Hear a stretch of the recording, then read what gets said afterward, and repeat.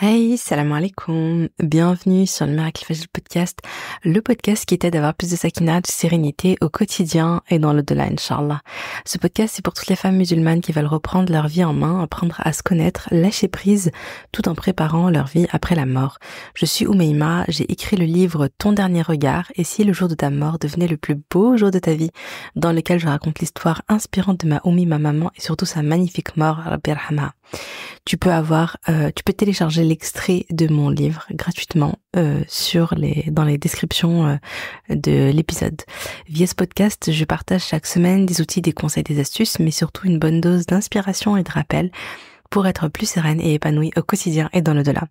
J'ai une conviction, et c'est le fil rouge de tous les épisodes de podcast, ici le bonheur et la sérénité appartiennent à ceux qui se lèvent pour le Fajr. Installe-toi confortablement et bonne écoute. J'espère que tu vas bien. Alors normalement cet épisode de podcast sort pendant le mois de Ramadan. Alors, pour être tout à fait honnête et transparente, j'enregistre ce podcast avec un petit peu d'avance. Je prends de l'avance parce qu'après je vais être focus sur mon projet et puis pendant le mois de Ramadan je vais vouloir profiter pleinement. Le mois de Ramadan dernier je m'étais lancé le challenge d'un épisode par jour. Bon, clairement ça va pas être ça, c'est pas ce qui va se passer pendant celui-là. Mais j'ai choisi donc d'enregistrer cet épisode avec un petit peu d'avance, comme ça il y en a quand même qui sortent.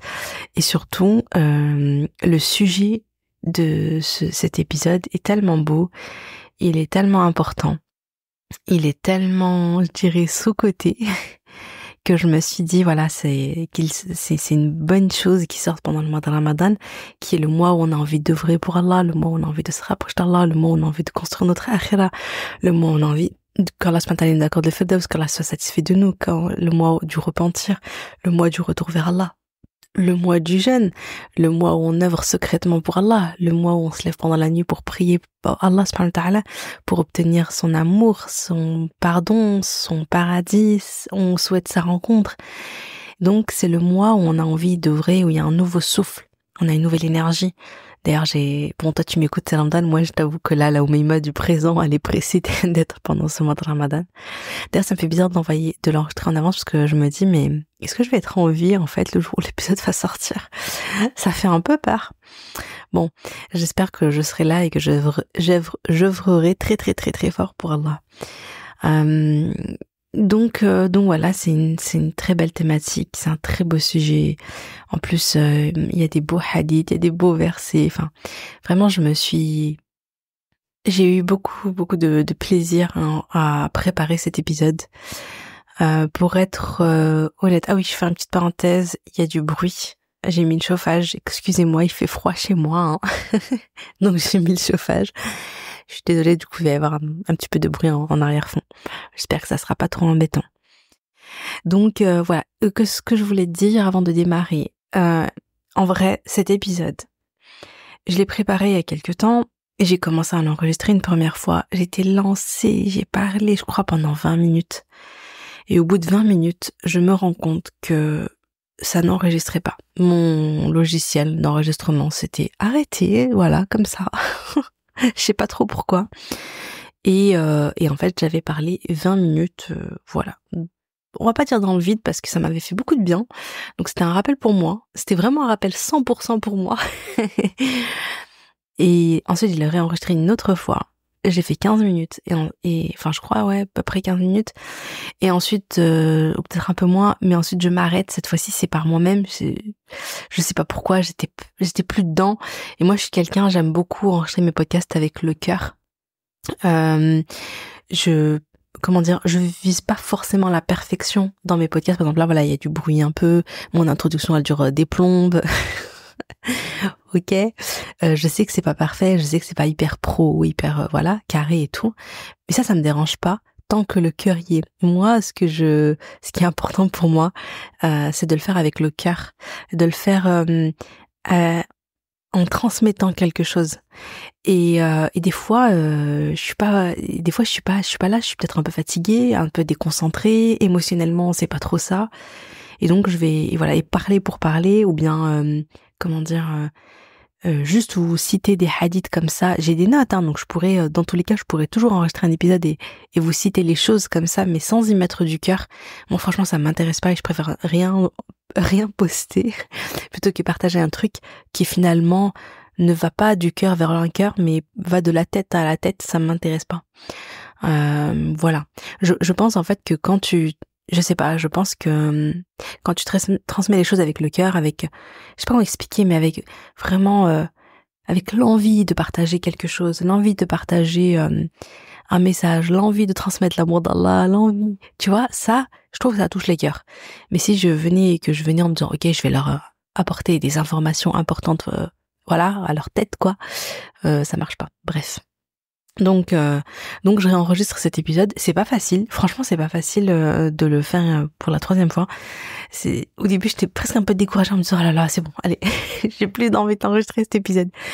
Et puis, et puis je me suis dit, Oumaima, tu sais, dès que tu parles de quelque chose d'important, pour Allah, les chétans, parce que faut pas oublier que cet épisode, moi, je suis là dans ma cuisine, assise en train d'enregistrer l'épisode. Ouais, j'enregistre aujourd'hui je le fais dans ma cuisine parce que mon mari est dans le bureau. Donc je suis toute seule et tout, donc j'ai l'impression que enfin voilà quoi, je suis toute seule, je me rends pas vraiment compte, mais en vrai, vous êtes quand même il y a quand même des millions d'écoutes et chaque épisode fait quand même des dizaines de milliers d'écoutes, hein, machallah. Donc c'est quelque chose, je veux dire, vous êtes là, vous écoutez, même si je vous vois pas. Et donc le message il se transmet, la da'wa elle se fait, et ça c'est pas quelque chose qui plaît au shaitan. Donc forcément il va me mettre des bâtons dans les roues.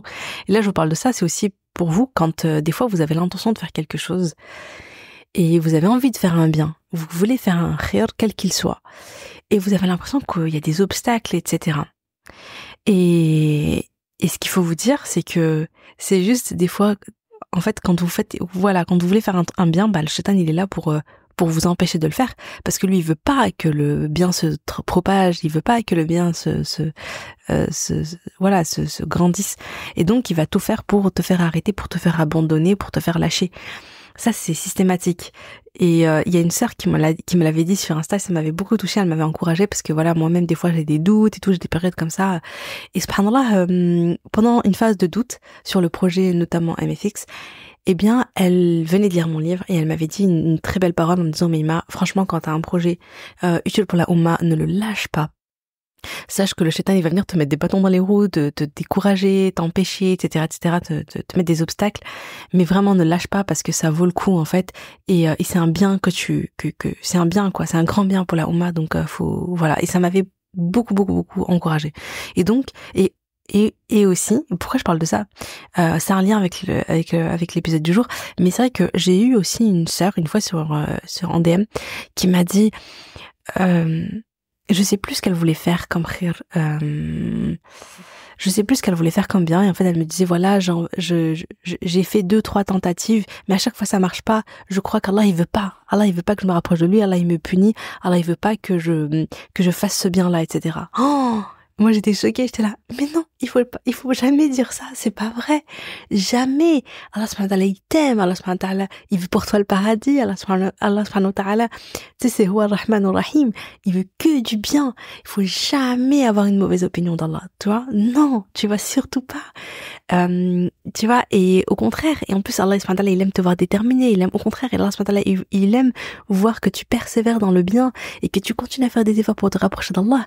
Et moi, comme j'ai dit, hein, les bâtons dans les roues, je pense tout simplement que c'est Shaitan qui te les met devant toi pour parce que lui, par contre, lui il ne veut pas effectivement que tu fasses un bien, mais jamais avoir cette pensée d'Allah, jamais. Et donc voilà, toujours avoir une bonne opinion. Mais ça, on va en parler après. Bon, voilà, c'était la petite intro, c'était ma petite introduction, enfin petite, un peu grande, mais enfin bon. Bismillah. Alors, donc aujourd'hui, on va parler de justement du sujet de comment on fait pour parler à Allah. Comment est-ce qu'on parle à Allah? C'était une question qu'on m'avait posée sur Insta et que j'avais bien aimé parce que je m'étais dit mais oui, c'est vrai, c'est la base. Et en même temps, c'est intéressant quand même de se questionner. Et puis je me suis rendu compte aussi qu'il y avait des personnes qui qui avaient peut-être des a priori et tout. Donc c'est-à-dire par exemple, voilà, il y a peut-être des gens qui sont intimidés à l'idée de parler d'Allah. Il y en a peut-être qui se disent il faut que je lui parle qu'en arabe. Donc du coup ils se limitent. Il y en a qui pensent que, je sais pas, qu'ils peuvent parler Allah que sous certaines conditions. Donc voilà, donc c'est un sujet qui est vraiment important et vraiment intéressant à aborder. Juste encore une petite note avant de démarrer. Je t'invite à écouter ce podcast avec le cœur. Comme je l'ai dit au début, c'est pas un podcast c'est pas un épisode que je transmets, c'est pas un message que je veux transmettre de la tête à la tête, ça ne m'intéresse pas. Mais c'est un message que je veux transmettre de cœur à cœur. Et donc, là, le deal, c'est que tu aies le cœur ouvert. Tu peux être occupé en même temps, hein. Tu peux faire ton ménage, tu peux faire ta vaisselle, tu peux conduire en voiture, tout ça. Tu peux aussi être posé tranquillement sous ton plaid avec ton petit chocolat chaud. Ah non, c'est Ramadan. Ou le soir, voilà, le soir, après les tarawih, petite tisane. Mais le plus important, c'est que tu aies le cœur qui est ouvert. C'est-à-dire que vraiment, tu sois prête à accueillir le message aujourd'hui. Et moi-même, c'est un message, et moi-même, je transmets ce message à moi-même, et j'espère le faire avec un cœur ouvert et accueillant, parce que chaque rappel que je fais ici est d'abord pour moi. Je suis loin d'être parfaite, hein, tu sais déjà, j'en ai déjà parlé suffisamment sur ce podcast. Et donc, moi-même, j'en ai besoin, et moi-même, j'ai envie de me rapprocher d'Allah, et moi-même, j'ai envie de plus parler à Allah. Donc, moi-même, je pars avec cette intention que cet épisode-là me booste, me motive, et me donne encore plus envie d'être toujours en lien avec Allah, toujours lui parler en secret, lui parler dans mes du'as, lui parler pendant ma prière, etc., mais d'être toujours en contact avec Allah, subhanahu wa ta'ala, dans mon cœur. Et c'est ce que je t'invite aussi. Donc, partir avec cette intention, qu'à la fin de l'épisode, t'aies envie d'être toujours en train de parler à Allah, toujours parler à Allah, avec le cœur, avec la langue, avec les pensées, tout le temps. Donc voilà. Une des premières choses que j'ai envie de te partager, c'est pourquoi l'importance de parler à Allah, d'invoquer Allah. Il y a ce hadith qui est très fort. Le prophète sallallahu alayhi wa sallam a dit: la meilleure adoration, c'est l'invocation. Rapporté par Al-Hakim et authentifié par Sheikh Albani dans Silsila Sahha numéro 1579. La meilleure adoration, c'est l'invocation. La meilleure manière d'adorer Allah, c'est les doigts. C'est un truc de fou quand même. Parce que, comme je disais, ça peut être sous-coté, tu vois. Tu peux avoir l'impression que, voilà, bien sûr, il y a beaucoup d'œuvres qui sont importantes. Tu vois, la zakat, le jeûne, etc. Mais la doha, l'invocation, c'est essentiel. Et franchement, en fait, je me suis dit, c'est fou, parce que du coup, ça m'a fait réfléchir en me disant, mais pourquoi c'est tellement important? Parce que je dirais que si tu fais les choses, si tu fais le jeûne, et si tu fais la prière, et si tu fais les invocations, etc., mais sans communiquer avec Allah, en faisant les gestes un petit peu genre, ok, je dois les faire, voilà, je récite les choses, j'ai appris, je fais les choses bien, d'accord, mais je suis que là dans le matériel, en fait, juste là en train de faire les choses, sans parler à Allah, mais tu vas pas profiter de ce que tu fais, et surtout, comment dire, tu sais, l'invocation, c'est particulier en fait, c'est tu parles à Allah, tu demandes à Allah, tu racontes à Allah, en fait tu crées un lien qui est profond. C'est différent, je pense, des autres œuvres. Et il y a de la profondeur, il y a de l'intimité, il y a du secret, il y a de la sincérité. Tu vois, je veux dire, la personne que tu aimes, t'as juste une envie, c'est d'être avec elle, de papoter, de passer du temps, etc. Tu es ta meilleure amie. Quand il t'arrive des choses, qu'est-ce que t'as envie de faire? T'as envie de l'appeler. Il t'arrive une bonne nouvelle, t'as envie de l'appeler tout de suite pour lui raconter. Ah là là, devine quoi, il m'est arrivé ça. Il t'arrive une mauvaise nouvelle, une épreuve, tu vas l'appeler pour rechercher son réconfort, son soutien. Tu veux qu'elle soit là pour toi, tu veux qu'elle vienne, tu veux qu'elle te prenne dans ses bras, qu'elle te rassure, etc. Et toi, t'as envie de te décharger. T'as besoin d'un service, etc. Tu veux pouvoir compter sur elle. Donc, et en fait, plus t'es dans cette relation de communication, etc., plus tu te sens proche d'elle, tu lui racontes tes secrets, etc., des choses que tu racontes à personne d'autre. On est d'accord que ça crée un lien quand même qui est fort, qui est profond, tu vois, C'est pareil quand t'es avec ton mari, dans les liens de l'amour, etc. On le sait, la communication, c'est la chose la plus importante.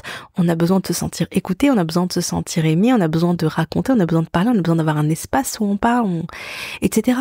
Mais en fait, je pense qu'avec l'invocation, avec le fait de parler à Allah, de créer ce lien d'attachement à Allah, subhanahu wa ta'ala, ce lien où je parle à Allah dans toutes les situations, je suis en fait, je suis constamment en contact avec Allah, eh bien, ça crée une relation qui est riche, une relation qui est belle, une relation qui est profonde, une relation qui est pleine d'amour, une relation qui est vraiment profonde, tu vois. Il y a des personnes, tu les vois, t'as l'impression qu'elles font les mêmes œuvres que les autres. Et pourtant, quand t'es avec elles, tu sens qu'il se passe un truc. Tu sens qu'elles ont un lien spécial avec Allah. Est-ce que ça t'est déjà arrivé de rencontrer une personne et de te dire, purée, elle, ça se voit, elle a un lien avec Allah. Elle, ça se voit, je sais pas, elle dégage quelque chose, elle dégage un nour, elle dégage une sekina, elle dégage quelque chose de particulier. J'ai rencontré des personnes comme ça.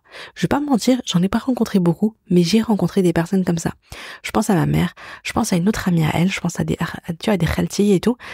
Et il y en a qui m'ont profondément marqué. Et moi, pour ma mère, je peux clairement le dire parce que je l'ai vu, etc. Ma mère, elle était tout le temps, elle avait je pense que c'était ça aussi son petit secret, hein. C'est que au-delà des œuvres qu'elle faisait, donc elle faisait du bien, elle faisait de son mieux, elle faisait quand même pas mal de choses, machallah, elle donnait des cours, elle faisait des il y a des choses qu'elle faisait des prières surrogatoires, elle lisait le Coran, etc., etc. Mais je crois que la richesse de son lien avec Allah, il venait d'abord et avant tout du fait qu'elle lui parlait tout le temps. Voilà, elle lui parlait tout le temps. Elle était tout le temps en train de parler. Soit elle parlait de lui aux autres, et on va voir après aussi le fait de parler d'Allah aux autres, mais également le fait de parler en secret à Allah. Je pense que le fait de parler d'Allah aux autres, c'est quelque chose de magnifique. En fait, elle avait la langue qui était tout le temps. Soit elle était dans le dhikr, ma mère, donc par exemple elle fait la vaisselle, elle fait à manger et tout, et là elle dit Allah, tu vois, elle va dire subhanallah bihamdihi, subhanallah al-azim, la ilaha illallah, Allahumma salli wa sallim wa barik ala sayyidina Muhammad. En fait, pendant qu'elle faisait son ménage, etc., elle était en dhikr, ok? C'était une habitude qu'elle avait. Elle sort se promener, elle fait ses adkar, etc., etc. Soit elle parlait d'Allah, elle est au téléphone avec sa copine, elle lui donne des conseils, elle parle d'Allah, etc., etc. À nous, ses enfants, elle nous faisait les rappels et tout. Et soit elle était dans l'intimité, en secret, et elle parlait à Allah. Et moi, je le voyais parce que voilà, je vous le dis souvent dans le podcast, ces petits moments où, en fait, c'est fou parce que vraiment, je vous en parle et en fait, j'ai une image précise. Je sais pas c'était quel jour, je sais pas pourquoi j'étais dans sa chambre, mais je traînais souvent dans sa chambre, j'aimais trop. En fait, parfois, je sais pas, je voulais parler avec ma mère. Et en fait, je l'attendais dans la chambre. Donc, j'étais sur son lit et elle était dans son petit coin, son petit cocon, et elle faisait la prière. Et donc, en général, c'était des prières surrogatoires. Et puis moi, je l'attendais dans le lit comme ça. Je sais pas ce que je faisais en même temps, mais voilà. Et donc, je la voyais. Elle était là. Elle prenait son temps. Elle était en soujoud. Elle parlait. Enfin, elle restait longtemps en soujoud. Donc, ça voulait dire qu'elle parlait beaucoup, beaucoup à Allah. Elle pleurait. Et puis elle terminait la prière tranquillement et elle continuait à lever les mains aux cieux et au ciel et elle continuait à parler à Allah, elle continuait à l'invoquer, elle continuait à pleurer. Et après elle terminait et tout, et après on se posait, on papotait. Donc voilà, donc j'ai une image précise en fait, vraiment quand je vous le dis, j'ai encore le hijab d'El-Salah qu'elle portait, c'est-à-dire sa tenue de prière qu'elle portait bleu marine. Je la vois encore en fait. Subhanallah, je vois encore son visage, je vois encore son émotion, c'était vraiment beau et c'était vraiment fort, subhanallah. Rabbi yarhamha, Rabbi jma'na ma'a firdaus. Franchement, c'est tout ce que je rêve. Là, c'est juste d'être avec elle au paradis. Elle me manque tellement. Enfin, c'est pas le sujet. Subhanallah. Mais ce que je veux dire, c'est que, pour en revenir, c'est que le fait de parler à Allah, ça crée un lien, d'une richesse, d'une profondeur et d'un amour qui est particulier. En fait, tu deviens, je sais pas comment expliquer, mais tu as un statut spécial. Et je vais vous dire un truc, en fait. Comment dire, plus toi tu parles à Allah, plus tu vas sentir sa présence, son amour, etc. Plus tu t'éloignes de ça, moins tu parles à Allah, plus tu te sens loin, tu vois. Moi-même, je le vois par rapport à ma propre expérience. Les moments où j'ai senti ma foi était la plus haute et c'était le plus facile d'œuvrer et j'avais le plus envie d'œuvrer. Enfin, tu vois, ce moment où ta foi elle est haute, quoi, et t'es boostée et tout. Franchement, ces moments-là, c'était les moments où je pense à ma Umrah, je pense à d'autres moments. Et qu'est-ce qu'ils ont de particulier ces moments-là? C'est que j'étais tout le temps en train de parler à Allah. Tout le temps, je parlais à Allah. Je faisais énormément d'invocations. Après, vous vous imaginez bien, hein, tu sais, quand t'es en Umrah, que tu fais Safa al-Marwa, bien que tu fais tawaf devant la Kaaba et tout, tu vois. Les circonvallations autour de la Kaaba.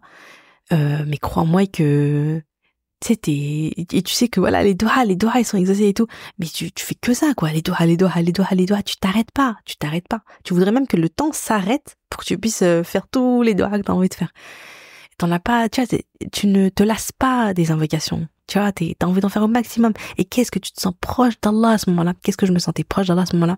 Et quand après, tu vois, tu reviens, t'es dans ta routine, machin, et tu fais les choses avec plus tu vois, plus machinalement, et que les soujoud, bah, c'est plus court, ou bien alors tu fais les invocations, mais t'as vu, c'est vite fait, quoi, tu sais, c'est automatique et tout.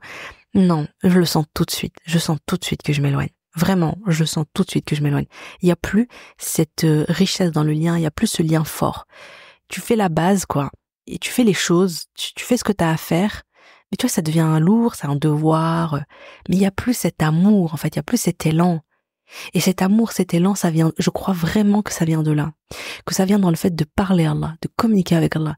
Moi, je me rappelle d'ailleurs que dans mon épreuve, les moments les plus durs, au moment où j'ai le plus souffert, etc., c'est les moments où, paradoxalement, ma foi était la plus élevée, et c'est le moment où je me suis sentie plus proche d'Allah. Je me suis éloignée des autres personnes, j'avais envie de parler à personne de ma peine, je me sentais pas comprise, je me suis éloignée de mes amis, je me suis éloignée de ma famille, je me suis éloignée de tout le monde, mais c'est vrai que je m'étais beaucoup rapprochée d'Allah, et je ne trouvais qu'Allah pour m'apaiser, quoi. Et en fait, j'étais tout le temps en train de parler à Allah, à travers le dhikr, à travers les doigts, et puis juste des fois parler, quoi, juste dire, ya Allah, c'est trop dur, j'en peux plus, ya Allah, vraiment, c'est vraiment difficile, ma mère, elle me manque trop, en ce moment, je suis totalement perdue, je suis totalement dépassée, je sais pas quoi faire, etc. Enfin, je sais pas, tu vas vraiment parler, raconter ton désarroi, etc., tu vois, bah, ça crée un lien fort, et du coup, même dans ta peine, même dans ton épreuve, même dans ta douleur, etc., je sais pas comment vous expliquer, mais je crois que c'est ça le inna ma'al usri yusra, tu vois.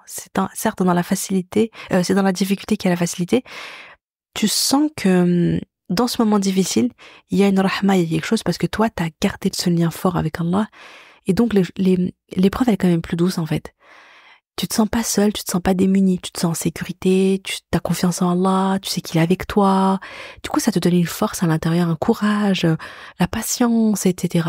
Mais quand tu te coupes d'Allah, tu te coupes de beaucoup de choses. Et c'est nous qui nous coupons. C'est ça que je veux dire aussi. C'est que c'est nous qui nous coupons en fait. Vraiment, l'invocation, c'est la meilleure des adorations, c'est l'invocation, retenez ça. Ce que je veux montrer aussi, c'est que dans ce lien de l'invocation, ce qu'il y a de beau, c'est ce côté secret, confidence, intimité. Vous voyez? Parce que finalement, toi, tu peux, par exemple, tu peux être dans le métro. Tu peux être dans un lieu où les gens, ils commettent des péchés, etc. Tu vois, toi, t'es là au milieu, t'es pas bien et tout. Tu peux être n'importe où. Tu peux toujours t'isoler dans ta tête et dans ton cœur pour parler à Allah, pour faire les invocations, pour faire le décret. Personne n'est capable d'entendre ce qui se passe dans ta tête et ce qu'il y a dans ton cœur en dehors d'Allah. Il y a que Allah qui entend ce qui se passe à l'intérieur de toi. Et donc, tu peux toujours t'isoler à un moment donné en secret et parler à Allah. Et ça me rappelle trop, je crois que j'en avais déjà parlé aussi sur le podcast. Excusez-moi, hein, je radote, on dirait une mamie des fois. Voilà, j'ai ce souvenir quand j'étais en orthopsie à Marseille à l'époque, et ce moment où c'était vers la fin de l'année, ma 3e année, tout ça, au moment où je vais être diplômée, juste avant que je sois diplômée. Les filles de ma promo, tout ça, m'invitent à une soirée pizza chez une des filles. Et tu vois, j'étais là, j'étais posée avec elle. Et à un moment donné où je me rappelle où elles sont là, elles parlent de leur avenir, elles parlent de leur vie, elles parlent de, enfin, je sais pas. Et moi, je me sentais à côté, enfin, je me disais, mais en fait, qu'est-ce que je fais là? Il y avait une partie de moi qui disait, mais qu'est-ce que je fais là? Qu'est-ce que je fais là, en fait? Et voilà, avec je me sentais, je sais pas comment expliquer. Je me sentais un peu isolée et j'avais l'impression de pas du tout être à ma place, hein, ça c'est clair et net. Parce que l'ambiance, je sais pas comment expliquer, mais il y a vraiment un truc, mon cœur, il y avait un malaise, voilà, mon cœur, mon âme, je sais pas, il y avait un malaise à l'intérieur de moi. Et je me suis isolée et à l'intérieur de moi, donc moi physiquement j'étais avec elle en train de manger une pizza, mais au fond de moi, non. Et j'ai parlé à Allah. Et subhanallah, tu vois ce truc où vraiment tu fais de doha pour elle, hein, tu dis Rabbi guide-les et tout, parce que tu te dis les pauvres elles sont tellement loin, elles savent pas, etc. Tu vois. Et je parlais à Allah et tout. Et juste après il y a mon téléphone qui était en mode sonnerie et le Eden, on entend le Eden. Je crois que c'était le Maghreb ou l'Aïcha, je sais plus. Et là, je me lève et tout, et je me rappelle, je vais voir l'autre, celle qui nous a accueillis, et je lui dis, ouais, excuse-moi et tout, est-ce que je peux prier dans un endroit et tout, il faut juste un endroit propre, et c'est bon. Et en fait, et je me rappelle de cette prière, parce qu'elle était particulière, parce que c'était la prière, je sais pas comment expliquer ça, c'était une prière où vraiment je me sentais proche d'Allah, où j'étais dans la communication avec Allah, où je parlais à Allah, où je ressentais sa présence, où j'avais besoin de lui. Peut-être même le fait de les voir, elles, dans leur vie, etc., m'a encore plus fait prendre conscience de la chance que j'avais d'avoir Allah dans ma vie, du cadeau que c'est d'être musulman, et cette volonté de trouver refuge auprès de lui, de lui parler, de lui raconter mon malaise, et je sais pas comment expliquer ça, mais c'était quelque chose de profond. D'ailleurs, ça m'avait trop touchée parce que la fille, c'est ma collègue, elle était trop émue. C'était un truc de fou, mais je vous jure, subhanallah. En fait, comment expliquer ça? Les cœurs communiquent. Je crois qu'on a le fitra, ouais, ça doit être la fitra, tu vois. Je pense qu'au fond de nous, donc la fitra, c'est la nature saine. Au fond de nous, on sait. Au fond de nous, on sait la vérité. Au fond de nous, on sait ce qui est juste. Au fond de nous, on a une part de nous qui recherchera toujours Allah subhanahu wa ta'ala. Et puis après, quand tu grandis, l'éducation, l'environnement, la famille, les amis, etc., tout ça, ça t'éloigne ou ça te rapproche. Mais moi, je me rappelle de l'émotion de la fille. Je crois qu'elle avait les larmes aux yeux quand je lui avais demandé ça. Et elle m'avait même dit, tu peux prier pour moi. Ça m'avait choquée.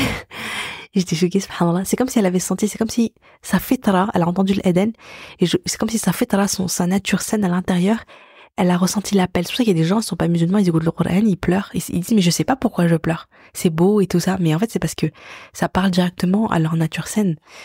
Elle fitra. Bref. Et donc, ce moment-là, voilà, c'était un moment où j'étais avec les autres, mais je me suis mise dans une bulle et j'ai parlé à Allah. Et qu'est-ce que c'était fort. Et donc, en fait, ce que je veux dire à travers cette histoire, cette anecdote, c'est que quel que soit l'endroit où tu es, quelles que soient les circonstances, moi je pense par exemple aux convertis, qui parfois peuvent se retrouver dans des situations où, je sais pas moi, dîner de Noël, ils sont là, leurs parents, la famille ne sait peut-être même pas qu'ils sont musulmans, et surtout dans des situations où ils se sentent hyper isolés, ils se sentent mal, etc., etc. Il y a ce malaise et tout. Franchement, vraiment qu'Allah facilite. Une grande pensée pour les convertis. D'ailleurs, il faudrait un jour que je fasse un épisode de podcast avec une convertie pour pouvoir parler de certains sujets, parce que je sais qu'il y a des personnes qui m'écoutent et qui le sont et que ça pourrait les aider. Enfin bref. Mais ce que je veux dire, c'est que quelles que soient les circonstances, tu peux toujours t'isoler et créer ce lien avec Allah en secret, dans l'intimité. Et c'est ça qui est beau, c'est que il y a rien qui t'empêche de le faire. Tu peux être en prison, tu peux être n'importe où en fait. Tu peux toujours parler à Allah. Tu peux toujours invoquer Allah. Il y a rien qui empêche ça. Et ça c'est vraiment beau et c'est vraiment puissant. Ah oui, d'ailleurs, ça me rappelle ce verset du Coran, donc Surat 7, verset 55. Implorez votre Seigneur en toute humilité et discrétion, et discrètement, et dans une autre traduction, j'avais trouvé et secrètement. Il y a ce côté à la fois humilité, et d'ailleurs dans l'invocation, il y a cette position d'humilité qui est, ya Allah, j'ai besoin de toi en fait. Moi, je suis en fait, on montre sa vulnérabilité à Allah. On montre, parce qu'Allah, il sait tout. Tu vois, Allah subhanahu wa ta'ala, c'est le puissant. Et nous, on est totalement impuissants. Nous, bien sûr, on a notre libre arbitre, on agit, on fait de notre mieux, etc. Mais on est impuissant. Tout est entre les mains d'Allah. C'est Allah qui permet, c'est Allah qui facilite, c'est Allah qui donne. Le résultat, il est entre les mains d'Allah. Nous, on fait les causes à notre petite échelle, mais c'est Allah qui permet, c'est Allah qui donne. Et donc, finalement, le fait de le demander, ça nous met dans cette position d'humilité et de demande. On est dans le besoin. On a besoin d'Allah. Tu vois, on a besoin de notre créateur. C'est comme un bébé. Tu imagines le bébé, comment il a besoin de sa maman. Tu vois, c'est le bébé sans sa maman, il est perdu. Il a besoin de sa mère. Et donc nous aussi, on est dans cet état de demande devant Allah. Et secrètement, discrètement, il y a le côté dans l'invocation, dans le fait de parler à Allah, etc. C'est juste entre toi et Allah. Tu peux pas faire semblant de parler à Allah, tu vois. Tu peux faire semblant de prier, tu peux faire semblant, genre, tu donnes de l'argent et tout, mais en fait, c'est pour montrer que, je sais pas quoi. Tu peux apprendre la religion pour montrer ta science et pouvoir, tu vois, te vanter ou passer pour quelqu'un de je sais pas quoi et tout.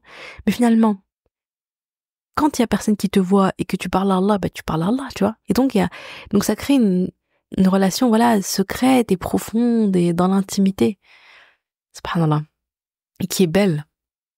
Et autre chose, qui est vraiment, préparez-vous parce que c'est trop beau. Vraiment, j'aime trop ce hadith. Le prophète sallallahu alayhi wa sallam a dit, Allah est gêné lorsque son serviteur tend ses mains vers lui pour lui demander de les retourner vides. Rapporté par At-Tirmidhi, numéro 3556. T'imagines, le prophète sallallahu alayhi wa sallam, il nous dit, Allah subhanahu wa ta'ala, notre créateur, il est gêné quand son serviteur, tu vois, quand tu es là, pendant la nuit, et tu tends tes mains vers Allah, et tu demandes, et tu l'invoques, Allah, il est gêné de les retourner vides. C'est pas un truc de fou, subhanallah, c'est pas un hadith de fou, c'est pas trop beau.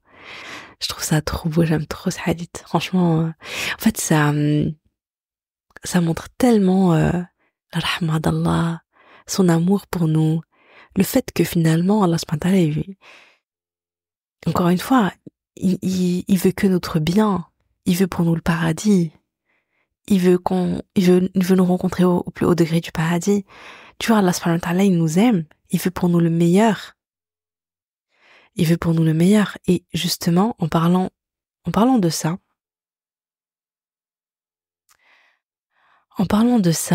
de l'opinion d'Allah, parce que j'en avais parlé un petit peu au début, parfois, on peut avoir une mauvaise opinion d'Allah. Et ça non.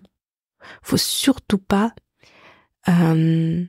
laisser les waswas du shaitan ou nos pensées négatives à nous-mêmes. Hein. Des fois, on a des pensées négatives et tout. Ou nous-mêmes, on doute de tout ça. Nous pousser en fait à avoir une mauvaise opinion d'Allah. Parce que ça c'est non. Et justement, on va en parler. D'abord, il faut savoir, parce que donc pour créer cette belle relation avec Allah, cette relation d'intimité, cette relation de profondeur, de secret, etc. C'est important de savoir tout d'abord que Allah subhanahu wa ta'ala, il est proche de toi. Et Allah subhanahu wa ta'ala, il t'aime. C'est-à-dire que Allah subhanahu wa ta'ala nous dit dans Sourate 50, verset 16, nous sommes plus proches de lui que sa veine jugulaire, en parlant de l'être humain. Donc Allah subhanahu wa ta'ala, il est plus proche de toi que ta veine jugulaire. Ta veine jugulaire, c'est celle qui passe, c'est la veine qui passe au niveau du cou, il me semble. Donc Allah subhanahu wa ta'ala, il est très très très proche. Donc quand tu parles à Allah, quand tu t'adresses à Allah subhanahu wa ta'ala, aie conscience en fait qu'il t'entend, il te voit, il est proche de toi. Ressens ça. Tu vois. Ensuite, sache que... oui, il y a un autre verset aussi là-dessus. Donc, Sourate 2, verset 186. Et quand mes serviteurs t'interrogent sur moi, alors je suis tout proche. Je réponds à l'appel de celui qui me prie quand il me prie. Allah, il répond à ton appel. Tu vois. Allah, il est tout proche. Tu vois. Donc, ressens ça. Je trouve ça tellement réconfortant de se dire ça. Je trouve ça tellement réconfortant quand tu vis des moments difficiles parfois, de sentir que finalement ton créateur, Allah subhanahu wa ta'ala, tu vois, tu peux l'invoquer à tout moment. Il est tout proche, subhanallah. Donc, je voulais citer... Alors attendez, hop, j'ai mes petites notes là sur mon téléphone. Oui, donc ce que je voulais citer, c'est... Allah subhanahu wa ta'ala t'aime plus que ta propre maman. Tu vois, là, on va revenir sur l'amour d'Allah subhanahu wa ta'ala qui te porte. Et je vais citer un hadith. Le prophète sallallahu alayhi wa sallam se rendit auprès de prisonniers. Soudain, une prisonnière se précipite en direction d'un enfant qui se trouvait parmi les prisonniers. Elle le serra contre sa poitrine et l'allaita. À cet instant, le prophète sallallahu alayhi wa sallam demanda: pensez-vous que cette femme puisse jeter son enfant au feu? Nous dit non par Allah. Il dit: Allah est assurément plus miséricordieux à l'égard de ses serviteurs que ne l'est cette femme envers son enfant. Sahih Muslim numéro 7859. C'est-à-dire que là, il faut imaginer une mère qui cherche son bébé, elle cherche son enfant, elle court, elle est là, elle cherche. Imaginez, enfin voilà, c'est pour celles qui sont mamans et qui m'écoutent, vous savez ce que c'est. T'as perdu ton enfant, tu cherches de partout ton bébé et d'un coup tu le trouves. En plus tu allaites, hein, donc ça veut dire que voilà, tu sais que ton bébé il a faim, il a besoin de toi, il est démuni et tout. Et donc tu cours partout et tu le prends dans tes bras et ça y est, tu l'as trouvé, tu le prends, tu le serres dans tes bras et tu vois, tu le câlines et tu lui donnes du lait, tu l'allaites, tu l'embrasses, tu imagines cet élan d'amour que tu as pour ton enfant. Eh bien, subhanallah, le prophète sallallahu alayhi wa sallam, il dit: est-ce que cette femme elle peut jeter son enfant au feu? Mais c'est impossible. Les compagnons ils ont dit: mais non, non, impossible. Et le prophète sallallahu alayhi wa sallam, il a utilisé cet exemple pour dire: Allah, il y a plus de rahma, il y a plus d'amour pour ses serviteurs que cette femme envers son enfant. Tu vois, je veux dire, on le sait, l'amour d'une mère, l'amour d'une mère, je pense que c'est un des amours qui est le plus puissant, tu vois. L'amour d'une mère pour son bébé, elle peut déplacer des montagnes pour son bébé, je pense que elle peut se sacrifier pour son bébé. Je pense que c'est l'amour sur cette terre. Je pense que c'est un des amours les plus, je pense que c'est l'amour le plus puissant, l'amour d'une maman pour son bébé. Eh bien, le prophète sallallahu alayhi wa sallam, il a pris cet exemple pour dire, eh bien, Allah subhanahu wa ta'ala, il a plus d'amour, il a plus de rahma, tu vois, pour son serviteur que cette mère pour le bébé. Et ça, c'est puissant, c'est vraiment puissant. C'est important de méditer sur les choses, de pas juste écouter le hadith en disant: ah ok, mais vraiment de dire: ah ouais, tu vois, regarde ma mère comment elle m'aime, regarde moi comment j'aime mon bébé, tu vois, surtout les bébés, on va pas se mentir. Un bébé comme ça qui allait et tout, oh mon Dieu, c'est trop craquant, c'est trop, voilà, tu vois. Alors imagine, après quand ils grandissent et qui des fois ils t'embêtent et tout, là ils te prennent la tête et qu'ils font des grosses bêtises. Voilà, non je rigole, tu les aimes toujours, hein. Mais bon, les mamans vous m'avez comprise. Donc rappelle-toi, quand tu parles à Allah, rappelle-toi de l'amour et de la rahma qu'il a pour toi, tu vois. Donc adresse-toi à lui en te disant qu'Allah subhanahu wa ta'ala il m'aime plus que ma mère ne m'aime. Quand tu parles à Allah, et ça en tête, tu vois, c'est pour ça que j'ai choisi ce hadith-là. Autre chose, un très très beau hadith que j'aime beaucoup, j'en ai parlé un peu avant. C'est un hadith qudsi. Le prophète sallallahu alayhi wa sallam a dit: Allah subhanahu wa ta'ala a dit: je suis selon l'opinion que mon serviteur se fait de moi. C'est pour ça que je vous dis, c'est très important d'avoir une bonne opinion d'Allah, de se rappeler de l'amour d'Allah qu'il a pour toi et de toujours juger ce qui t'arrive dans ta vie avec le regard de Allah même et veut le bien pour moi. Et quand on dit le bien, c'est l'akhirah, c'est le paradis, c'est se rencontrer Allah subhanahu wa ta'ala. Ok? Tu pourrais te dire: oui, mais je dis ça parce que parfois dans l'épreuve, on peut avoir le sentiment de mais pourquoi je suis éprouvée, mais c'est trop dur. Tu vois, des waswas comme ça du shaitan parfois en mode mais Allah il me punit, Allah il m'aime pas, Allah etc. Non. Rappelle-toi de ça, rappelle-toi de ce hadith quand Allah dit: je suis selon l'opinion que mon serviteur se fait de moi. Et rappelle-toi qu'Allah il t'aime plus que ta propre mère. Et donc, quand tu interprètes l'épreuve, dis-toi que Allah subhanahu wa ta'ala, il cherche, il y a une sagesse, il y a une hikmah derrière, il y a un bienfait pour moi. Et ça, c'est quelque chose dont tu dois être absolument sûre et certaine.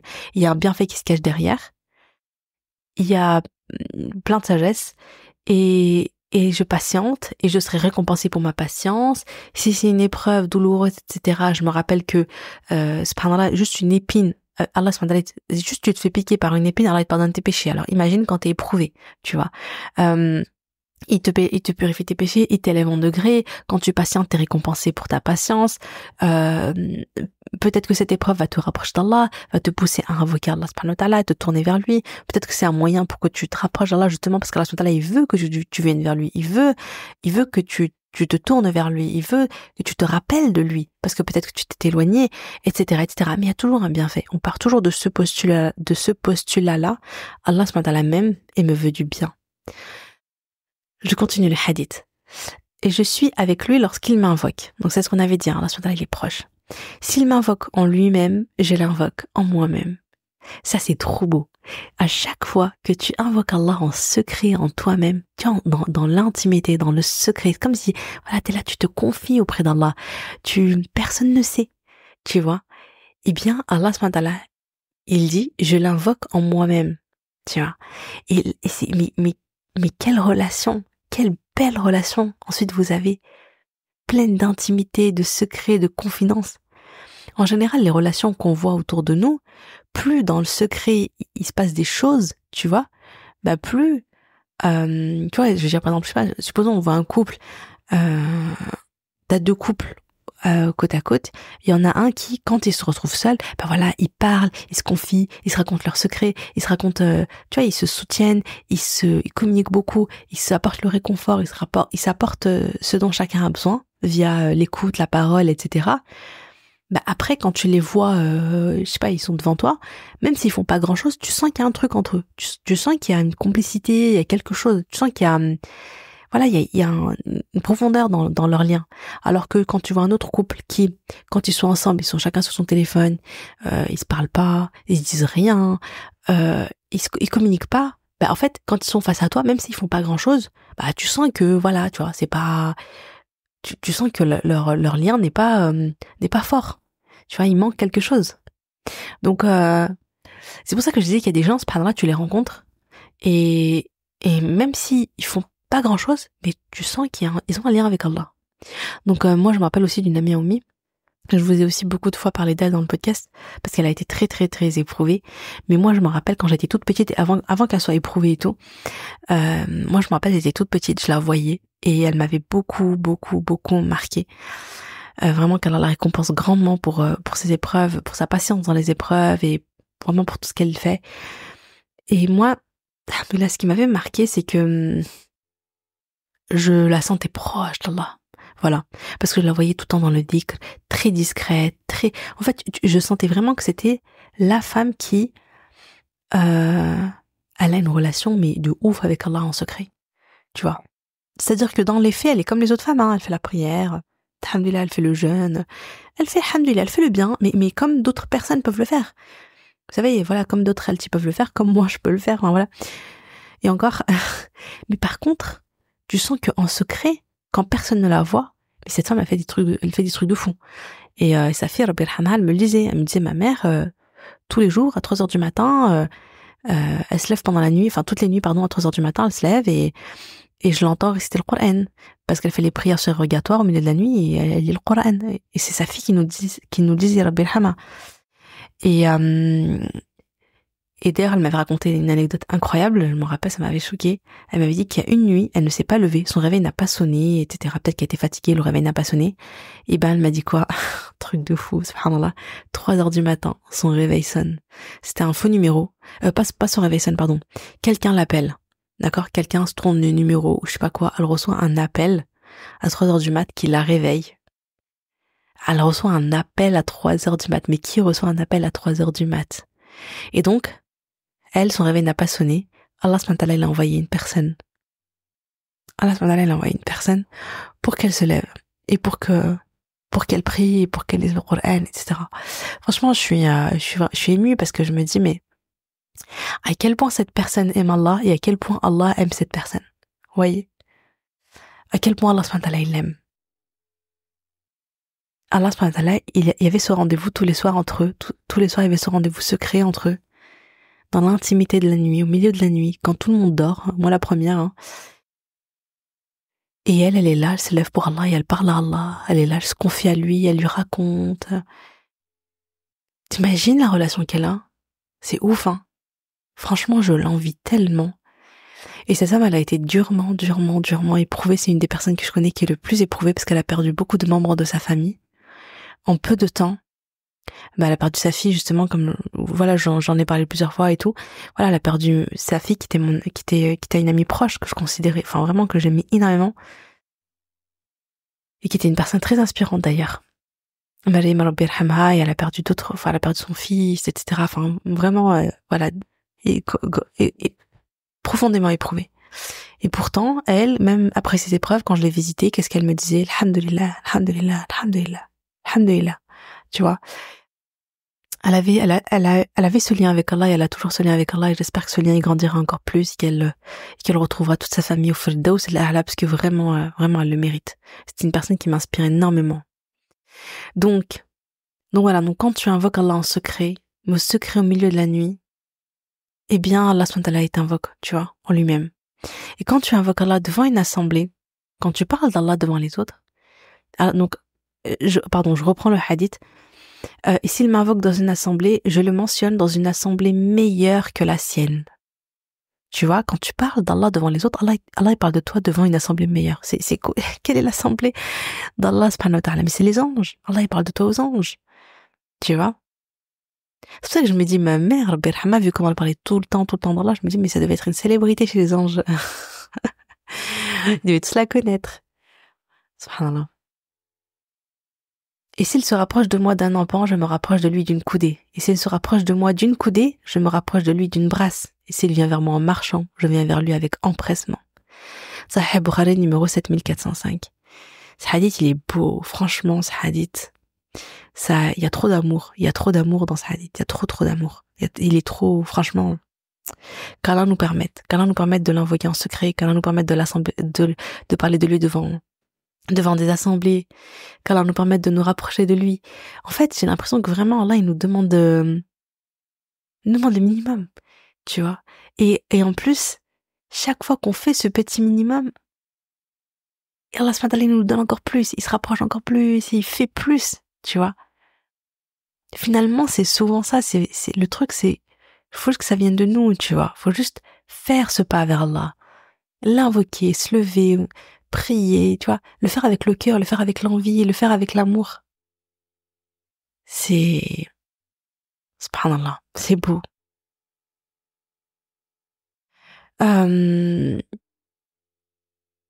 Est-ce qu'il y a un autre... Ah oui. Est-ce que tu savais que celui qui a hâte de rencontrer Allah, Allah a hâte de le rencontrer? Tu vois? Et parce qu'il y a un hadith là-dessus, hein. Je vais vous citer le hadith et ensuite je vais vous dire un peu ce que je pense. D'après Aïcha radhiyallahu anha, le prophète sallallahu alayhi wa sallam a dit: celui qui aime la rencontre d'Allah, Allah aime sa rencontre. Et celui qui déteste la rencontre d'Allah, Allah déteste sa rencontre. J'ai dit au message d'Allah, est-ce qu'il s'agit du fait de détester la mort? C'est une question qui est importante qu'elle a posée parce que voilà, on a peur de la mort. La mort, ça nous fait peur. La mort, comme je vous ai dit au début du podcast, vous m'avez entendu, hein, j'ai dit bon je sais pas, j'enregistre ce podcast avec un peu d'avance. J'espère que je serai toujours en vie le jour où il sortira. Il y a cette idée vraiment de voilà, t'as peur de la mort, j'ai pas envie de mourir, je me sens pas prête, j'ai envie d'œuvrer encore. Surtout, j'espère que je serai encore là pour le prochain Ramadan pour faire un maximum et tout. Donc, Aïcha, elle dit au message d'Allah, qu'en est-il du fait de détester la mort? Et elle rajoute, car chacun de nous déteste la mort. on a tout ça en commun. Et le prophète sallallahu alayhi wa sallam a dit, ce n'est pas cela. Ouf. C'est plutôt lorsqu'on annonce aux croyants la bonne nouvelle de la miséricorde, de la rahma d'Allah, de sa satisfaction, de son rida et de son paradis, de sa jannah, alors il aime la rencontre d'Allah. C'est-à-dire que, voilà, quand on te dit, parce qu'en fait t'as œuvré, t'as fait le bien, etc. Et du coup, on te dit, voilà, la bonne nouvelle de la rahma d'Allah, du paradis et tout. Du coup, t'as hâte, t'es pressé. Bon, certes, la mort, t'as pas envie, ça fait peur et tout, l'agonie et tout ça. Mais, tu as hâte de rencontrer Allah. Tu vois, quand tu penses, en fait, à rencontrer Allah subhanahu wa ta'ala dans ces conditions-là, bien évidemment que t'as hâte de le rencontrer. Et certes, le mécréant, lorsqu'on lui annonce la nouvelle du châtiment d'Allah, de sa colère, alors il déteste la rencontre d'Allah et Allah déteste sa rencontre. Ah oui, non, j'ai oublié de finir la première partie du hadith. Donc, quand on te parle de la rahma, du paradis, etc., tu aimes la rencontre d'Allah et Allah, il aime ta rencontre. Et donc, ensuite, dans les cas du mécréant, quand on lui annonce la nouvelle du châtiment d'Allah, de sa colère, il déteste la rencontre d'Allah et Allah déteste sa rencontre. Rapporté par Bukhari, Sahih numéro 6507 et Muslim, Sahih numéro 2684. Donc ça, ce qu'il faut aussi se dire, c'est que plus tu vas parler à Allah, plus tu vas lui demander le paradis, plus tu vas lui demander qu'il te pardonne tes péchés, plus tu vas chercher donc à te rapprocher d'Allah, plus tu considères Allah comme un confident, plus tu vas lui parler en fait, plus tu auras envie de le rencontrer. Je sais pas, finalement c'est dans la continuité. Si tu aimes Allah si tu invoques Allah, si tu parles à Allah, si tu racontes tout à Allah, si tu te sens proche d'Allah, si tu ressens la rahma d'Allah, etc. ici-bas, si tu as déjà une relation forte avec Allah ici-bas, et bien sûr cette relation forte, elle va te pousser à faire le bien, elle va te pousser, parce que quand tu aimes quelqu'un, il suffit pas on est d'accord, il suffit pas de dire j'aime, supposons que t'es marié, tu aimes ton mari. On est d'accord qu'il suffit pas de dire j'aime mon mari, oui, je l'aime dans mon cœur, et après tes actes sont détestables. C'est-à-dire, oui, ok, je l'aime, mais voilà, j'écoute pas ce qu'il me dit, je le respecte pas, je fais les trucs qu'il déteste, je le fais et je m'en fous. Ce qu'il a envie que je fasse, je le fais aucun effort, je fais rien. On est d'accord que ça marche pas. On peut pas dire j'aime quelqu'un et à côté je ne montre pas mon amour par des actes, ou voire pire, mes actes sont à l'opposé. Ça ne marche pas, on est d'accord. Si tu aimes quelqu'un, tu vas pas le tromper, tu vas pas, tu vois, tu vas lui préparer à manger avec amour, tu vas te comporter bien avec lui, tu vas être loyal, tu vas le respecter, etc., etc. Tu vas le prouver par des actes, tu vas lui faire des cadeaux, tu vas, ce qu'il aime de toi, tu vas le faire, et ce qu'il aime pas, tu vas l'éviter. C'est logique. Et en même temps, voilà. Donc, ce qu'il faut se dire également, c'est j'aime Allah subhanahu wa ta'ala, et cet amour va être l'élan en fait pour me donner encore plus envie d'œuvrer en bien, de prier, de faire des sadaqas, de jeûner, d'avoir un bon comportement vers les autres, d'aimer les autres pour Allah, tu vois, je vais avoir envie d'apprendre le Coran, etc. Je vais avoir envie d'œuvrer pour lui. Et en faisant ça, j'aurai, en fait, tu crées un cercle super vertueux où tu œuvres comme ça, et du coup t'as encore plus envie. T'as encore plus envie du coup d'aimer Allah, etc. Enfin, tu aimes encore plus Allah, tu as encore plus envie d'œuvrer. Quand tu œuvres, etc., tu ressens la sakina d'Allah, etc. Donc ça augmente encore plus ton amour pour lui. Voilà, t'es dans un cercle vertueux. Tu vois ce que je veux dire?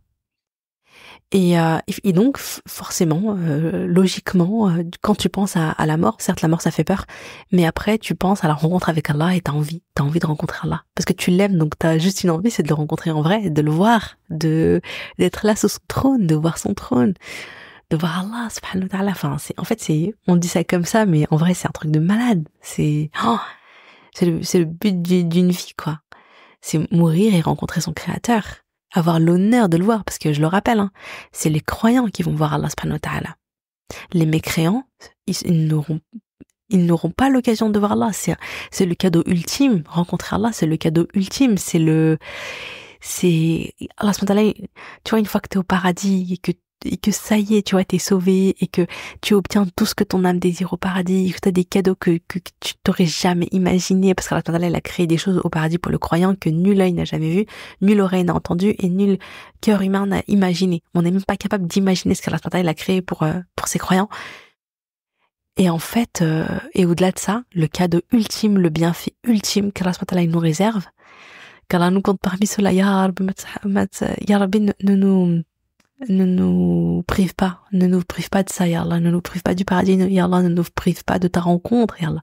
Ça, c'est ça, rencontrer Allah. C'est ça le cadeau ultime. Vraiment, qu'Allah nous permette de le rencontrer et de le voir. Et donc voilà, parle avec Allah subhanahu wa ta'ala, crée ce lien fort avec Allah subhanahu wa ta'ala, pour nourrir ce cercle vertueux et pour avoir hâte de rencontrer Allah subhanahu wa ta'ala et pour le rencontrer bi'idhnillah. De quoi veux-je parler encore? Toujours dans cette idée, donc avoir une bonne opinion d'Allah. On se rappelle, je suis selon ce que mon serviteur pense de moi. On a vu le hadith un peu plus haut. Ne surtout pas, quand les épreuves viennent, les difficultés, les moments difficiles, etc., ne jamais laisser les pensées du type Allah me punit, Allah il veut pas que je fasse le bien, Allah il veut pas que je me rapproche de lui, Allah il veut pas que je fasse ça et ça et ça. Bon voilà, j'ai reçu des messages en DM, j'étais là en mode non, faut pas penser ça, surtout pas. Au contraire, c'est totalement faux. Et donc, il faut toujours cultiver la belle opinion d'Allah, une bonne opinion d'Allah. Comment tu fais ça? Quand t'as des waswas, quand t'as des pensées négatives, ce que je t'invite à faire, c'est de laisser filer les pensées, les laisser partir. Ne leur donne pas d'importance, ne leur donne pas de valeur à ces pensées-là. Laisse-les partir, tu vois. Imagine que ta pensée, c'est un oiseau noir, tu vois, qui passe au-dessus de ta tête. c'est pas grave si l'oiseau il est passé au-dessus de ta tête, hein. Faut pas dramatiser, hein, quand on a des pensées négatives. On a tous des pensées des fois de doute, des pensées des fois a'oudou billahi minash shaitanir rajim. Ce n'est pas grave tant que tu la laisses couler, tu la laisses partir. Et tu lui donnes pas d'importance. Tu donnes pas de valeur à cette pensée-là. Parfois, on peut avoir une pensée négative et se dire, oh, comment j'ai osé penser ça? Mais quelle horreur de penser ça? Mais c'est grave de penser ça. Et en fait, on se torture l'esprit et finalement, on lui donne beaucoup, beaucoup d'importance à cette pensée. Et du coup, enfin, on a l'impression d'être la pire des personnes. Ça nous arrive à tous, hein, d'avoir des pensées, voilà, OS, des choses comme ça qu'on n'a pas envie. Ok, c'est pas grave, Allah, il me punit, Allah, ou je mérite pas l'amour d'Allah, ou des choses comme ça. Ok, tu le laisses filer, tu le laisses partir, ok? Et tu lui donnes pas d'importance plus que ça. Bon, ok. Et également, reformule. Si t'as des pensées comme ça, tu dis non, Allah il m'aime, Allah il veut mon bien, Allah il veut pour moi le paradis. Tu vois, Allah il m'aime plus que ma maman. Donc non, tu vois. Donc reformule, tac, tac, tac, tu te reconditionnes, tu vois. Ensuite, t'hésites pas à dire a'oudou billahi minash shaitanir rajim. Quand tu as des pensées négatives comme ça, graves et tout, tu dis a'oudou billahi minash shaitanir rajim. Ça se trouve, c'est le waswas du shaitan et tout, donc hop, je le laisse pas lui aussi prendre trop de place dans ma tête. Et puis aussi, si tu sens que tu as une mauvaise opinion d'Allah souvent, tu as des mauvaises pensées comme ça arrive souvent, apprends à connaître Allah. Apprends à connaître Allah à travers ses noms, à travers ses paroles, le Coran, à travers les hadiths du prophète sallallahu alayhi wa sallam, les hadiths qudsi, etc. Comme les hadiths qu'on a cités, tu peux aussi réécouter ce podcast. Parce que justement, ce podcast, il est là pour te rappeler Allah subhanahu wa ta'ala, comment il est, comment il nous aime, tu vois. Voilà, plus tu le connais, plus tu vas t'émerveiller de la rahma d'Allah, de sa sagesse, de sa bonté, de sa générosité, et plus ton cœur va se briser d'amour pour Allah subhanahu wa ta'ala. Donc apprends à connaître Allah, écoute les prêches, écoute les rappels, lis des livres, tu vois, nourris ton esprit de la connaissance d'Allah subhanahu wa ta'ala, et ça va aussi nourrir ton amour pour Allah, et ça va nourrir la bonne opinion d'Allah. Plus tu vas apprendre à le connaître, plus tu vas t'émerveiller, plus tu vas l'aimer. Donc prends le temps de le connaître.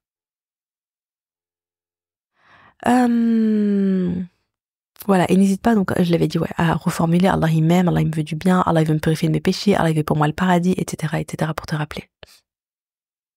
Voilà, je sais pas combien de temps ça fait que je parle, je crois que ça fait un petit moment quand même. Bon, peut-être que cet épisode sera un peu plus long, mais c'est pas grave.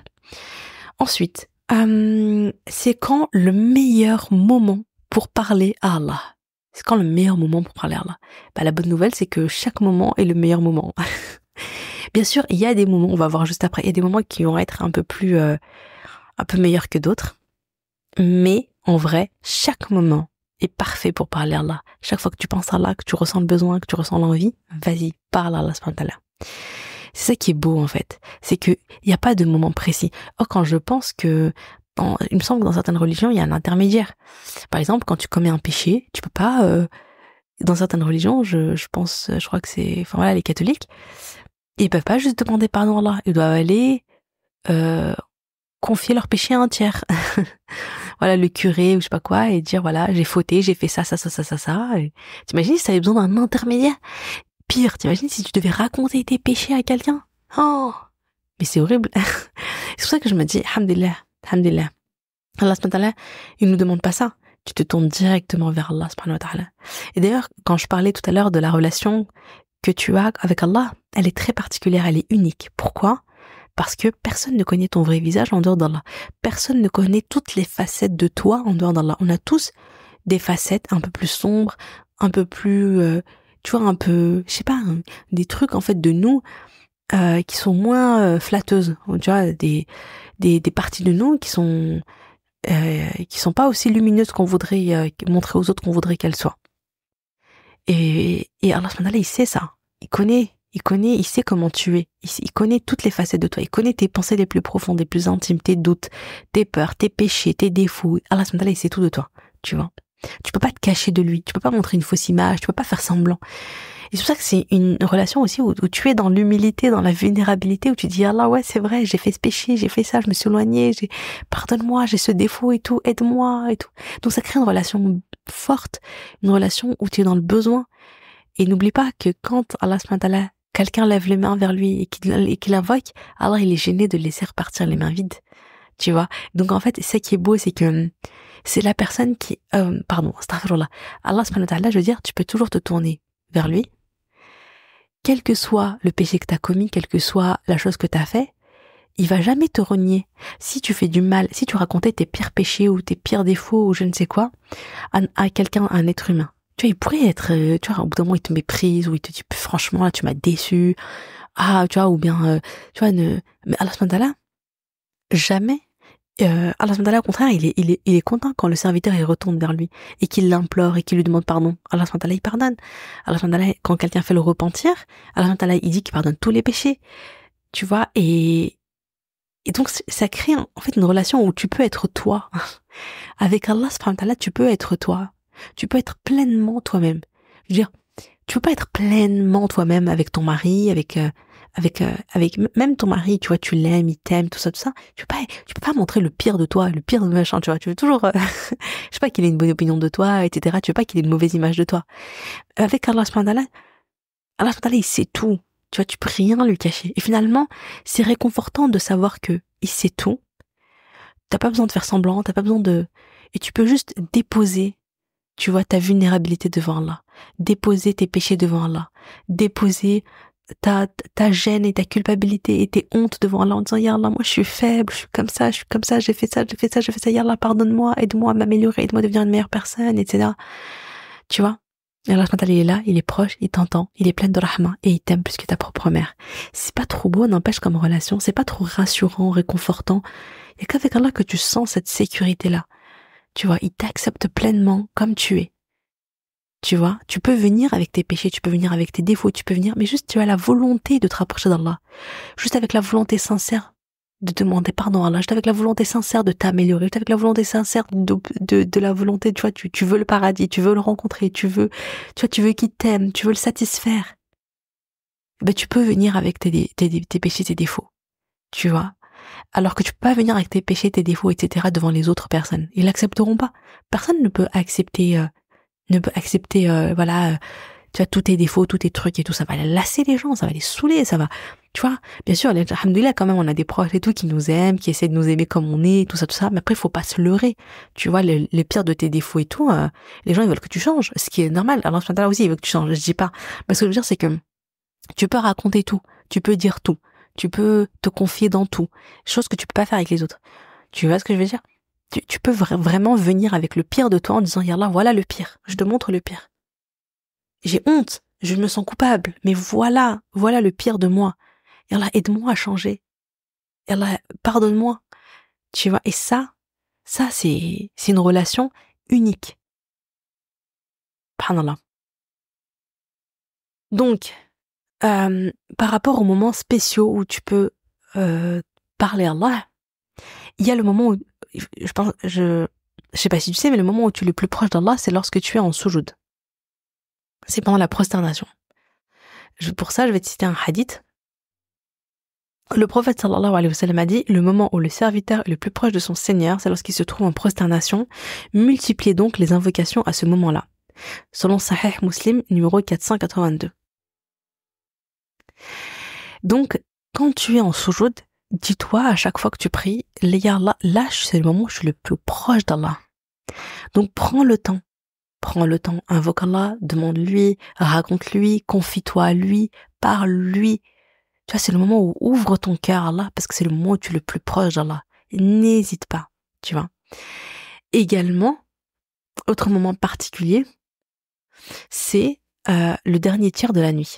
D'après Abu Huraira radiallahu anhu, le prophète sallallahu alayhi wa sallam a dit, notre Seigneur descend chaque nuit vers le ciel de l'ici-bas lorsqu'il ne reste que le dernier tiers de la nuit et il dit, qui m'invoque que je l'exauce? Qui me demande que je lui donne? Qui me demande pardon pour que je lui pardonne?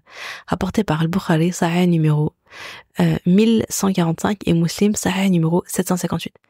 Allah subhanahu wa ta'ala, il descend au dernier tiers et il te demande, c'est qui m'invoque pour que je l'exauce? C'est qui me demande pour que je lui donne? C'est qui me demande pardon pour que je lui pardonne? Tu vois, c'est un moment privilégié pour parler à Allah, un moment privilégié pour l'invoquer, un moment privilégié pour te tourner vers lui. Donc il y a des moments privilégiés comme ça. Également, alors j'ai pas cité le hadith, mais également une personne qui subit une injustice, un dolm, madloum, tu vois, son invocation, là, elle est exaucée. Donc il y a des moments comme ça. Maintenant, on va partir sur autre chose, c'est comme je disais au début, tous les moments sont bons. Pourquoi? Allah subhanahu wa ta'ala, il nous dit, dans sourate 40, verset 60, dans sourate Ghafir, et votre Seigneur a dit, invoquez-moi et je vous exaucerai. Il n'a pas mis des conditions, invoquez-moi de telle heure à telle heure, tel jour, voilà, une fois par mois, l'invocation est exaucée. Non, il a dit, invoquez-moi et je vous exaucerai. Tu vois? Donc finalement, c'est pas... chaque moment est le bon. Chaque moment où ton cœur ressent le besoin, c'est le bon. Tu vois, donc invoque Allah. Ensuite, les autres moments, ça peut être souvent on pense à Allah quand on est éprouvé. Et c'est bien déjà, je veux dire, c'est voilà, moi comme je vous l'ai dit au début, quand j'étais éprouvée avec la mort de ma mère et tout, j'ai trouvé le réconfort auprès d'Allah. Et uniquement auprès d'Allah. Donc c'est bien quand tu es en souffrance, quand tu es dans la douleur, etc., quand tu vis des épreuves, des moments difficiles, angoissants, stressants, etc., cherche ton réconfort auprès de ton Créateur, cherche l'apaisement auprès d'Allah, cherche la sécurité auprès d'Allah subhanahu wa ta'ala. Tu vois, ne reste pas seul avec ta peine, avec ta douleur, avec ton stress et tout, mais tourne-toi vers Allah et prends le réconfort d'Allah, ressens la rahma d'Allah, ressens la proximité d'Allah et réconforte-toi de ça, tu vois, trouve ton réconfort auprès d'Allah. Mais aussi dans la joie, on n'y pense pas assez. Quand tu as une bonne nouvelle, quand tu as un bienfait, quand tu as un cadeau, quand tu as une réussite, ou quand il y a des petits moments comme ça, simples, tu peux te réveiller le matin, voilà, ce jeu, avec le bonheur d'être en vie, d'avoir ta famille près de toi, d'être au chaud, etc. Ben, tu vois, ça, connecte-toi à Allah à ce moment-là. Remercie Allah subhanahu wa ta'ala pour ses bienfaits. Tu vois, remercie Allah, loue Allah subhanahu wa ta'ala pour Ya Rabbi lak alhamd, ya Allah lak alhamd, lak al-shukr. Tu vois, pour ce bienfait-là, la ni'mat l'islam déjà, remercier Allah du fait d'être musulmane, déjà c'est énorme. Et n'hésite pas à faire ce jeu de shukr. Ce jeu de shukr, c'est 2 rak'at de la reconnaissance. Quand on t'annonce une bonne nouvelle, comme ça, surprenante, tu t'y attendais pas et tout, enfin, voilà, on t'annonce une bonne nouvelle, t'es trop heureuse, t'es trop contente, hop, tout de suite, 2 rak'at, ya Allah, merci, ya Rabbi lak alhamd, lak al-shukr. Je vais vous citer un hadith là-dessus. Abu Bakr radhiyallahu anhu relate, lorsqu'il arrivait au prophète sallallahu alayhi wa sallam quelque chose de réjouissant ou qu'on lui annonçait une bonne nouvelle, il tombait prosterné par reconnaissance envers Allah. Rapporté par Ibn Majah. C'est-à-dire, il se prosternait pour reconnaissance, pour remercier Allah, par joie. Subhanahu wa ta'ala. Subhanallah, pardon. Ensuite, quand tu vois quelque chose qui t'émerveille, par exemple le ciel, moi j'aime trop, franchement, je trouve que le ciel c'est waouh, c'est tellement beau, c'est tellement, j'aime trop, moi j'aime trop le ciel. J'aime trop quand c'est des nuages, j'aime trop. Du coup même quand il pleut et tout, parce que j'aime bien les nuages gris. J'aime bien regarder le ciel. Enfin, je trouve ça trop beau, fascinant. Voilà, moi ça me fascine. Le ciel me fascine, vraiment me fascine, subhanallah. Donc chaque fois par exemple que tu vois le ciel, tu lèves la tête et tu regardes le ciel et tu te dis waouh, mais qu'est-ce que c'est beau, subhanallah. Eh bien, connecte-toi immédiatement à Allah via le dhikr. Tu vois, subhanallah, rabbana ma khalaqta hadha batilan subhanaka faqina adhab an-nar. Émerveille-toi, émerveille-toi de la puissance d'Allah. Ya Rabbi, subhanallah, c'est trop beau, Ya Allah, c'est toi, t'as créé ça, mais qu'est-ce que c'est beau. Ya Rabbi, lak alhamdu, lak al-shukr, merci. Tu vois, t'as créé ça pour nous, pour l'être humain. Donc connecte-toi à Allah quand tu t'émerveilles de la création. Rappelle-toi qu'il est le créateur. C'est pour ça que c'est bien aussi de faire des randonnées, de se promener, parce que des fois tu vois des merveilles, enfin t'as des belles vues et tout, tu vois la nature, elle est sublime. Et du coup, ça te connecte encore plus à la perfection d'Allah subhanahu wa ta'ala, à la puissance d'Allah subhanahu wa ta'ala. Tu t'émerveilles encore plus d'Allah subhanahu wa ta'ala. Également, connecte-toi à Allah subhanahu wa ta'ala quand tu as besoin de le consulter, tu vois. Salat istikhara, pour des mariages, des projets professionnels, ou même des petits dilemmes du quotidien. Vous savez, il y en a, c'était incroyable. Une Kaina, ma chère Kaina de Je peux pas, j'en ton mari, qui me raconte un jour, quelqu'un lui a dit, moi, je commence chacune de mes journées avec la prière de consultation. Waouh! Pourquoi? Parce qu'en fait, chaque matin, elle se dit, ok, c'est quoi les dilemmes d'aujourd'hui, les trucs que je dois faire, les machins, les doutes, et hop, elle fait ça, là, ya Allah, tac, tac, tac, est-ce que ça vient pour moi? La prière de consultation, elle consulte Allah pour chacune de ses affaires de la journée, elle fait ça tous les matins. Imagine la puissance du lien qu'elle a avec Allah. Genre moi, j'ai dû faire la prière de consultation, je sais pas, franchement, j'ai dû le faire ça. Allez, on va dire 10 fois dans ma vie, je sais pas. Enfin, peut-être que j'ai peut-être un peu plus quand même. Ouais, un peu plus, mais je veux dire, ça reste exceptionnel. Et par exemple, pour le mariage, je l'ai fait. Quand j'avais des prétendants, je faisais ma prière de consultation. Pour des projets pro, pour mes études. En fait, c'était tout le temps pour des événements un peu piliers dans ma vie, des événements dominos, des événements vraiment importants. Mais genre, jamais je vais consulter Allah tous les jours, tous les matins. Tu vois? Et pourtant, il y en a qui le font. C'est un truc de fou quand même.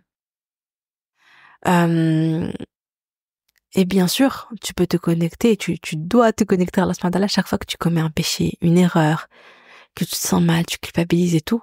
Demande pardon, fais de l'istighfar, le repentir, parle à Allah de tes difficultés à arrêter le péché, tes doutes sur toi-même, tes peurs de pas y arriver, à quel point t'as besoin de lui, à quel point t'as besoin de ton aide. Tu vois, quand t'es dans cette phase-là de ta vie, parle à Allah. Et je le redis, en vrai, tu parles à Allah tout le temps, chaque fois. Tu vois, fais en sorte de toujours avoir le cœur relié à Allah. Par la parole, les pensées, les actes, mais t'es toujours lié à Allah. Et donc, comment est-ce qu'on fait pour parler à Allah concrètement? Donc tout ça, on aborde cette question que maintenant. Non, mais parce qu'attendez, c'est beaucoup. Parce que cette partie, finalement, elle est courte, hein, il n'y a pas grand-chose, enfin, il n'y a pas grand-chose à dire, vous allez voir, c'est plutôt rapide.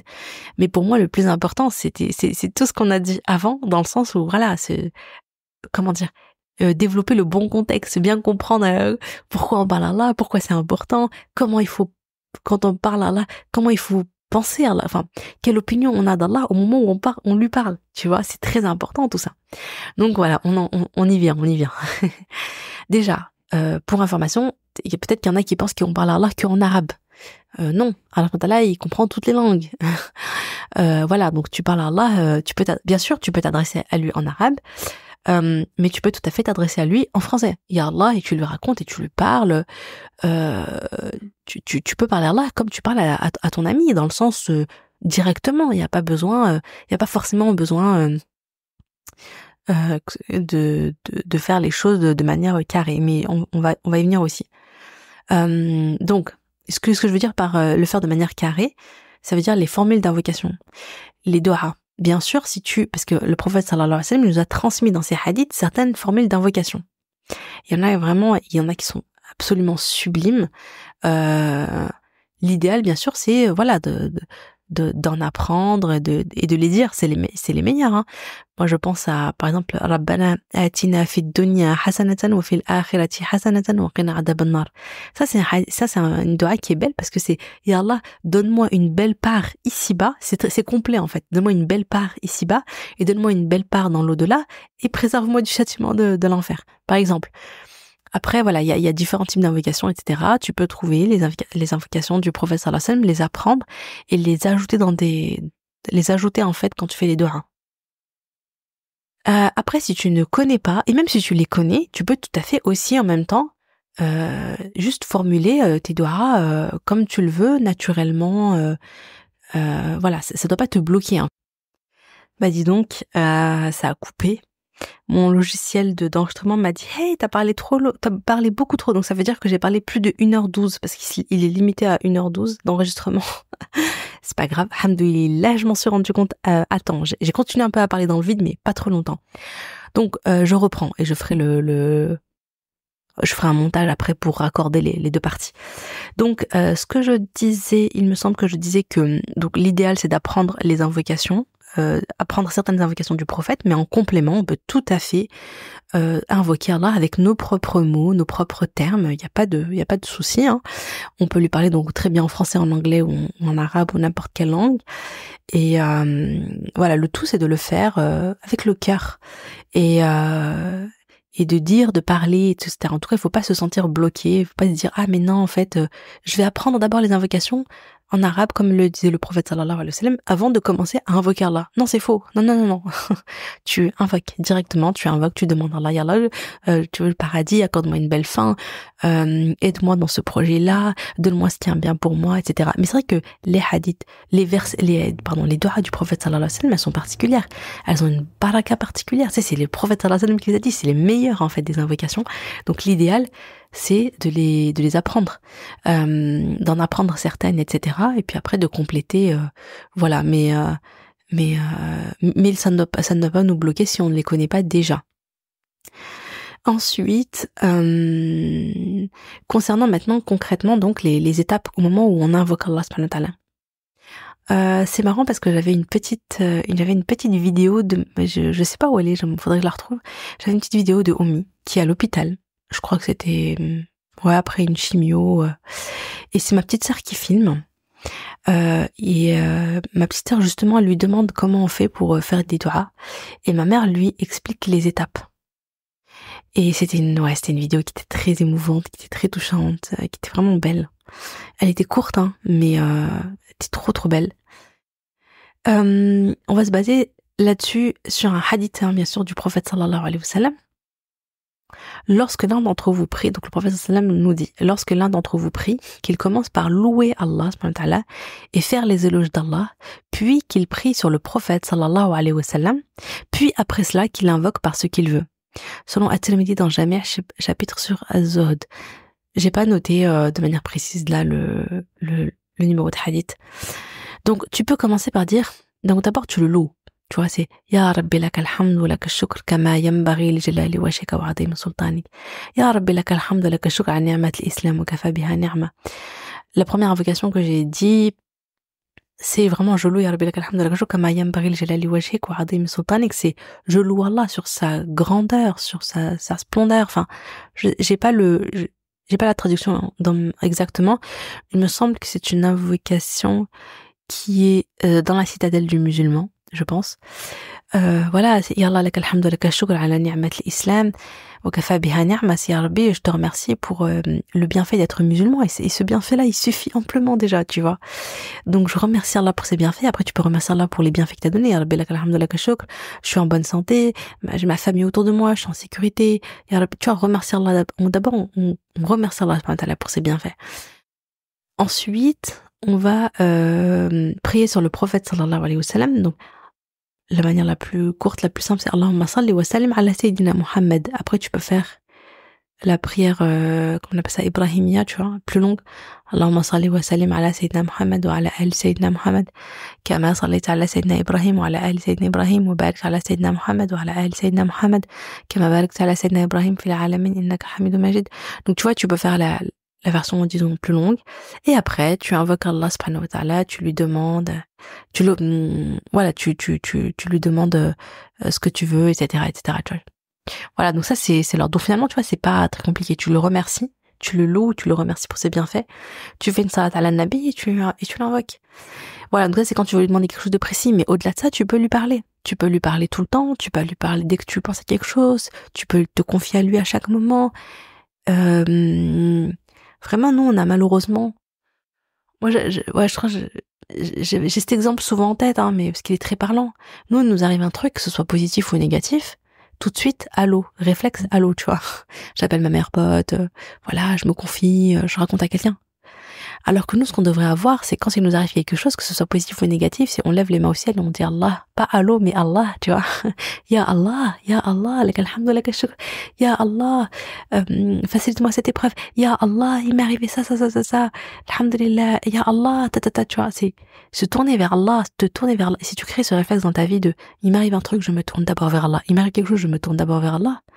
Tu vas créer cette relation belle et riche et profonde, pleine d'intimité, pleine de secrets, tu vois, entre toi et Allah.